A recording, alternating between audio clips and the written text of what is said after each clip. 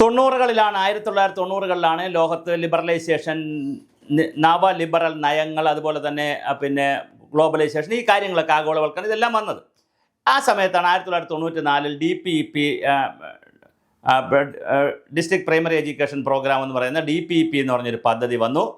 അത് വലിയ വിവാദമായി കേരളത്തിൽ. അത് വേൾഡ് ബാങ്കിൻ്റെ പ്രോജക്റ്റായിരുന്നു. വേൾഡ് ബാങ്കിൽ നിന്ന് ഇന്ത്യ ഗവൺമെൻറ് പൈസ വാങ്ങുന്നു, ഇന്ത്യ ഗവൺമെൻറ്റിൽ നിന്ന് കേരള സംസ്ഥാന സർക്കാരിൻ്റെ വിദ്യാഭ്യാസ വകുപ്പ് പൈസ വാങ്ങുന്നു. അപ്പോൾ ശാസ്ത്ര സാഹിത്യ പരിഷത്തിനെ പോലെയുള്ള ആളുകൾ വളരെ വലുതായിട്ട് എതിർത്തു. കാരണം അന്ന് UDFൻ്റെ ഭരണമാണ് ഈ DPEP വരുമ്പോൾ.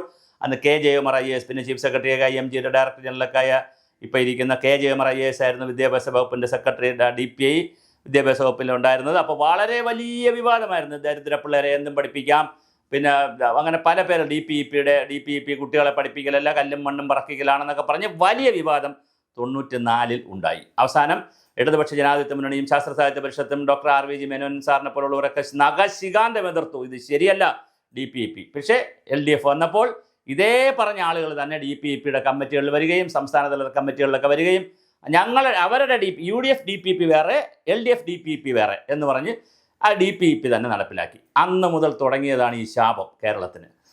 ശാപം മറ്റൊന്നുമല്ല, ലോക bank, India government, Kerala government തമ്മിലുള്ള തർക്കം വിദ്യാഭ്യാസ രംഗത്തിൽ. അത് അവസാനം എത്തി ഒരു ഹിന്ദുത്വ അജണ്ടയിലേക്ക് എത്തി നിൽക്കുന്നതായിട്ടാണ് നമുക്ക് മനസ്സിലാകുന്നത്. അപ്പോൾ വളരെ രസകരമാണ് ഇതിൻ്റെ ഒരു ക്രോണോളജിക്കൽ ഓർഡർ നോക്കിക്കഴിഞ്ഞാൽ. 94 DPEP വരുന്നു. DPEP വന്നതിന് ശേഷം 2000-ലേക്കൊക്കെ കടക്കുമ്പോൾ, പിന്നെ ഒരു 2001 ആകുമ്പോൾ, അതായത് വീണ്ടും എന്ത് വരുന്നു, 2001 ആകുമ്പോൾ പിന്നെ സർവ്വശിക്ഷാ അഭിയാൻ വരുന്നു. സ്കൂൾ ക്ലാസ്സുകളെ, കുട്ടികളെ പഠിപ്പിക്കുന്നതിന് വേണ്ടിയിട്ട് അവരെ പ്രോജക്റ്റുകളൊക്കെ വളരെ മനോഹരമായി കൊണ്ടുപോകുന്നതിന് വേണ്ടിയിട്ട് SSA എന്ന് പറയുന്ന സർവ്വശിക്ഷാ അഭിയാൻ എന്ന് പറയുന്ന ഒരു പദ്ധതി വരുന്നു. അപ്പോൾ 2001 ഈ സർവ്വശിക്ഷാ അഭിയാൻ വന്നത്. അപ്പോൾ സർവ്വശിക്ഷാ അഭിയാൻ ആരംഭിച്ചത്, സമഗ്ര ശിക്ഷാ അഭിയാൻ, സർവ്വശിക്ഷ അല്ല, സമഗ്ര ശിക്ഷാ അഭിയാൻ ആരംഭിച്ചത് വിദ്യാർത്ഥികളുടെ സമഗ്രമായ വിദ്യാഭ്യാസ പുരോഗതിക്ക് വേണ്ടിയിട്ടാണ്. 2001 ആരംഭിച്ചു. അത് കഴിഞ്ഞ് കുറച്ചുകൂടെ കഴിയുമ്പോൾ, പിന്നെ 2001 കഴിയുമ്പോൾ വീണ്ടും, പിന്നെ 2009 ആകുമ്പോൾ വീണ്ടും കഥ മാറുന്നു. 2009 ആകുമ്പോൾ RMCA എന്ന് പറയുന്ന പുതിയ വേറൊരു പ്രോജക്റ്റ് വരുന്നു. RMCA വരുന്നത്, RMCAയുടെ ഫുൾ ഫോം എന്ന് പറയുന്നത് രാഷ്ട്രീയ മാധ്യമിക് ശിക്ഷാ Abhiyan, national mission four secondary education. അത് 2009 ആരംഭിച്ചത്. 2001 അതിൻ്റെ ചർച്ചകളൊക്കെ തുടങ്ങി. 2009 അത് ആരംഭിച്ചു.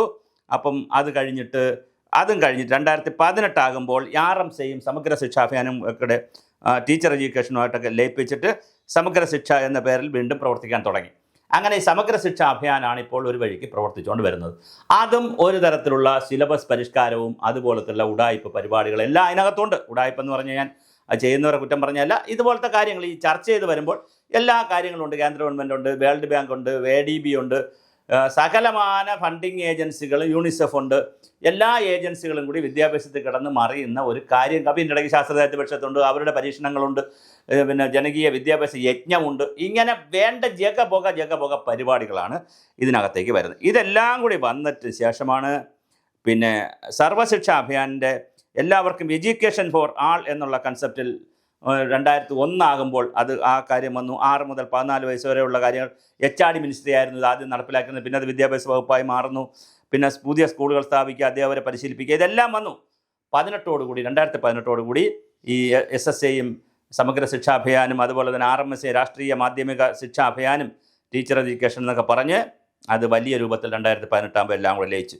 ഇതെല്ലാം കൂടി വരുന്നതിന് ശേഷമാണ് ഈ അവസാനം ഏതിലേക്ക് വന്നിരിക്കുന്നത്, NEP-യിലേക്ക് വന്നിരുന്നത്, നാഷണൽ എഡ്യൂക്കേഷൻ പോളിസിയിലേക്ക് വന്നിരിക്കുന്നത്. നാഷണൽ എഡ്യൂക്കേഷൻ പോളിസി 2020 വന്നത്. അപ്പോൾ ഇതിനിടയിൽ ലോകത്ത് ഒരുപാട് മാറ്റങ്ങളുണ്ടായി, കേരളത്തിൽ മാറ്റമുണ്ടായി.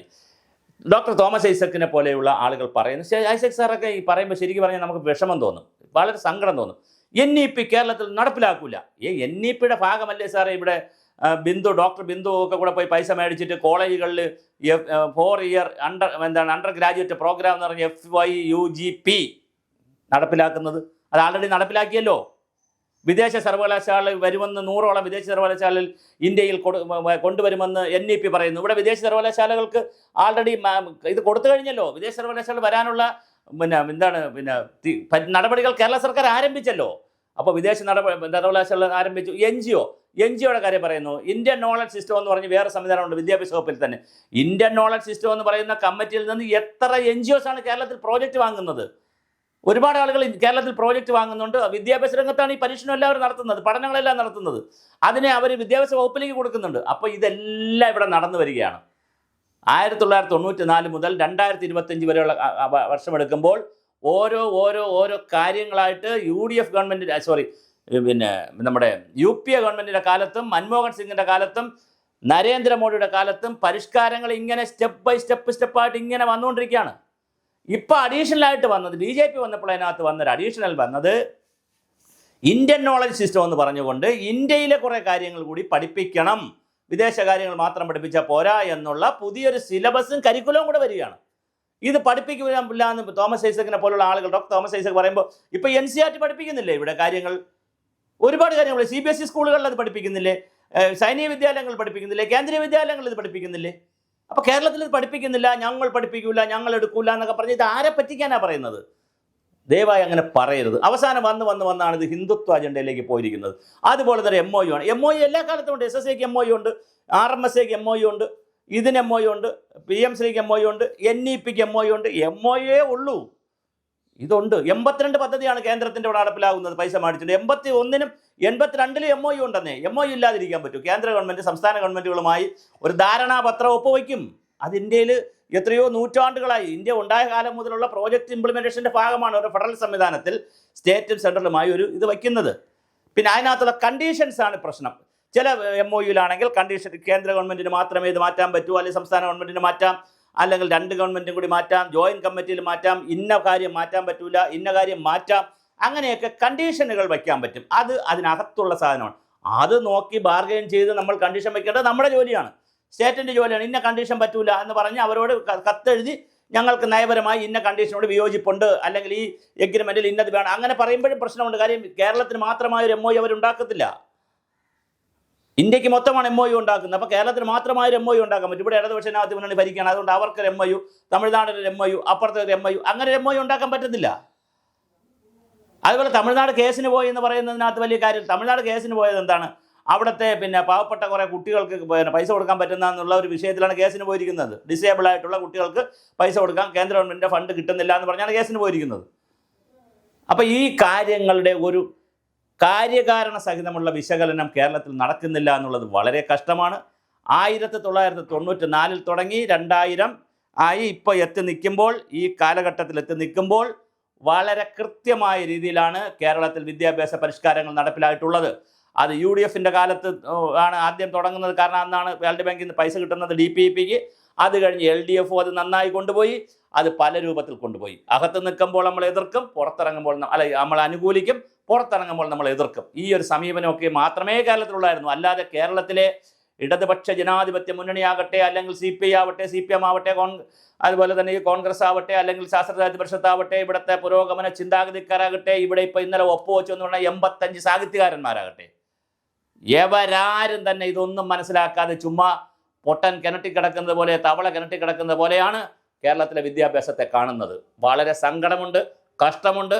1994 മുതൽ 94 തുടങ്ങി 2025 ഈ 31 വർഷക്കാലത്തെ അധിനിവേശത്തിൻ്റെ കഥയുണ്ട് വിദ്യാഭ്യാസത്തിൽ. അത് ഹിന്ദുത്വ അധിനിവേശമുണ്ട്, ഇൻ്റർനാഷണൽ അധിനിവേശമുണ്ട്, അന്താരാഷ്ട്ര അധിനിവേശമുണ്ട്, ഇൻവേഷൻ എല്ലാ ഭാഗത്തു നിന്നുമുണ്ട്. നല്ലതാണോ ചീത്തയാണോ ഈ അധിനിവേശങ്ങൾ, ഈ ഇൻവേഷൻസ്? അത് അടിസ്ഥാന സൗകര്യങ്ങളിലാണോ കടന്നു കയറുന്നത്? വിദ്യാഭ്യാസത്തിൻ്റെ പിന്നെ അടുത്ത സിലബസിലാണോ കടന്നു കയറുന്നത്? കരിക്കുലത്തിലാണോ കയറിയിരിക്കുന്നത്? അധ്യാപക പരിശീലനത്തിലാണോ കയറിയിരിക്കുന്നത്? എവിടെയാണിത് വന്നിരിക്കുന്നതെന്ന് സമഗ്രമായി പരിശോധിക്കാൻ ഒരു സംവിധാനം കേരളത്തിലില്ല. അത് രാഷ്ട്രീയമായുമില്ല, വിദ്യാഭ്യാസപരമായുമില്ല, സെക്രട്ടേറിയറ്റിലുമില്ല, ഭരണപരമായുമില്ല എന്നുള്ളതാണ് കേരളത്തിൻ്റെ ഒരു ഗതികേട്. അതിന് പകരം നമുക്കവിടെ BJP, ഇവിടെ കമ്മ്യൂണിസ്റ്റ്, അവിടെ കോൺഗ്രസ്, ഇവിടെ BJP, അപ്പുറത്ത് ഇപ്പുറത്തെന്നൊക്കെ പറഞ്ഞ് ചില പൊളിറ്റിക്കലായിട്ടുള്ള ഗെയിമുകൾ കളിക്കുകയാണ് വിദ്യാഭ്യാസത്തിൽ. ദയവായി അതൊഴിവാക്കി നമുക്ക് പോകാം. ഈ 94 മുതൽ 2025 വരെയുള്ള കഥകളെക്കുറിച്ച് കൃത്യമായ ഒരു വിദ്യാഭ്യാസ white paper, education white paper ചർച്ചയ്ക്ക് വയ്ക്കുമോ കേരള സമൂഹം എന്നുള്ളതാണ് സുഭാഷിതം ചാനൽ കേരളത്തോട് ചോദിക്കുന്നത്.